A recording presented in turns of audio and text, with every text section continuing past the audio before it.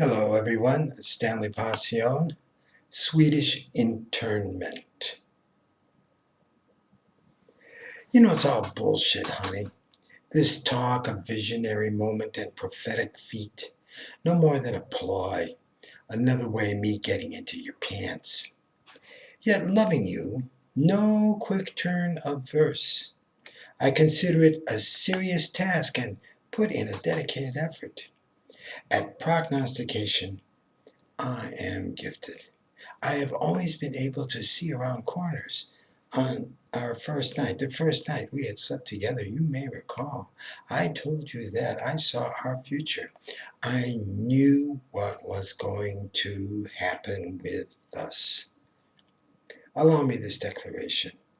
Once you actually experience, live an event which I prefigured, you recognize about it uncanny familiarity. Déjà vu. You feel the situation as if it were previously known, or may have been already played. The notion strikes you that you have been here once before. That current moment eerily reflects prior encounter. The power strikes deep. It causes tremble and bestows pleasant excitement. It makes life expectant. With me, you will learn to swoon and shudder. You will know warm and be hot all over, yet others freeze in midwinter. I told you that your grandfather has spoken to me. His voice emerged from a dream.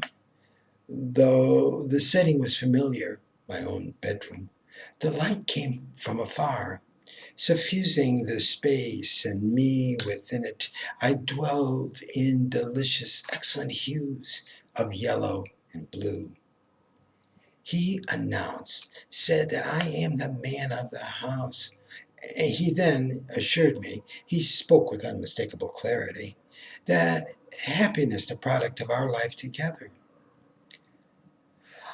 I have another secret I want to share with you. I envisioned major experience, not unlike Leda's when she learned it was a god who had entered her.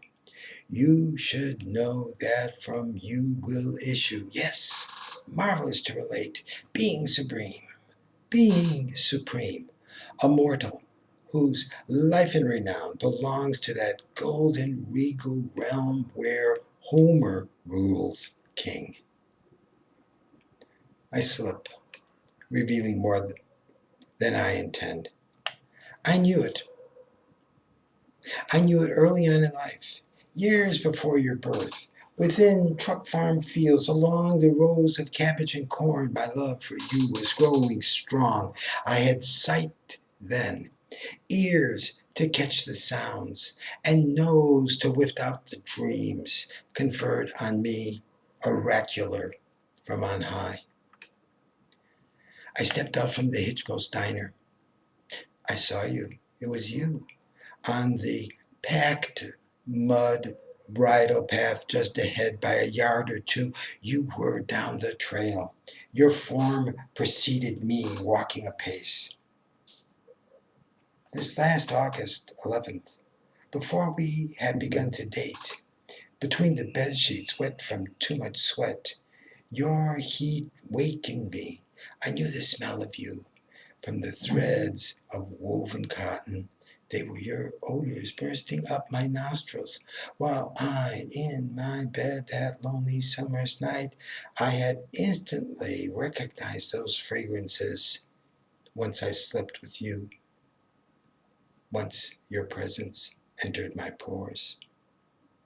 And now again, the moment it commands, it plays out on the keyboard in front of me. I realize that before I had met you, I recognized that I had heard your name. I heard your name. It came to me from earlier time, at a time prior, yes, actually previous to your birth. I assure you, although I was not yet an adolescent, as a child, no more than 10 or 11 years old, I had witnessed destiny from landscape in Illinois.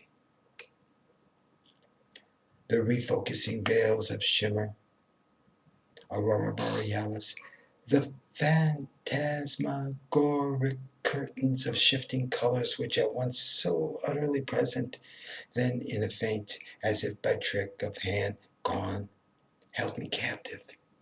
I had fallen to trance, bewitched, and in the midst of this awesome display, from the far north your name I heard it. I heard, I heard your name. It was pronounced, while the green and red flames of light crackled along the vaults of the heaven, the vaults of the universe.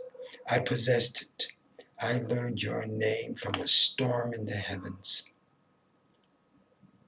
And the very self same night, I was no more than 10 or 11 years old, facing from the backyard lawn of my childhood home, facing north and up into nighttime colors.